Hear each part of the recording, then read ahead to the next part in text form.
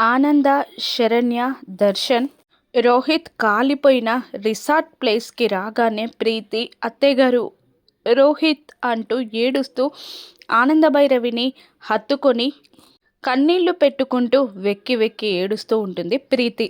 "ఆగమ్మా ఆగు" అని ఆనంద ఓదారుస్తూనే "రోహిత్, రోహిత్" అంటూ రోహిత్ కాలిపోయిన ప్లేస్ వైపు చూస్తూ ఆనందభైరవి కూడా ఏడుస్తూ ఉండగా "అన్నయ్య" అంటూ దర్శన్ కూడా ఏడుస్తాడు. ఆనందభైరవి ఆ బూడిదలోకి వెళ్ళబోతుండగా దర్శన్ ఆపేస్తుండగా "రోహిత్ నాన్న, రోహిత్" అని దర్శన్ ఆపుతుండగా దర్శన్ వైపు చూస్తూ రోహిత్ కోసం ఏడుస్తూ ఉంటుంది ఆనంద. అప్పుడే అక్కడికి అనన్య, కాంచన కూడా వస్తారు. బూడిదైన రోహిత్ బూడిదని చూస్తూ అనన్య, "నా భర్త నాకింత అన్యాయం చేశాడు.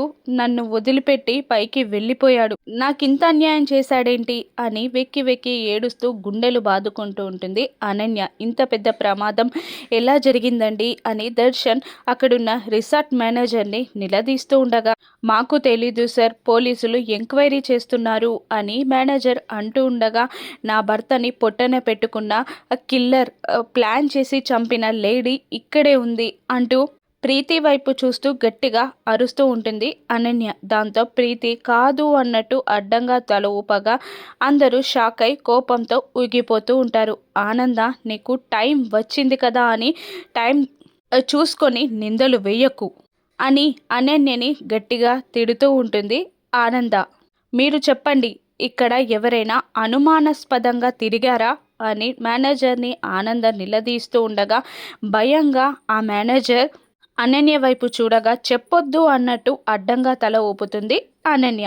అనన్యే రోహిత్ ఉన్న టెంట్పై పెట్రోల్ పోసి నిప్పంటించింది అన్న విషయం ఆనంద తెలుసుకొని బుద్ధి చెప్తుందా? ప్రీతిపై నేరం పడి జైలుకి వెళ్తుందా? రానున్న ఎపిసోడ్స్లో చూద్దాం. Thank you for watching.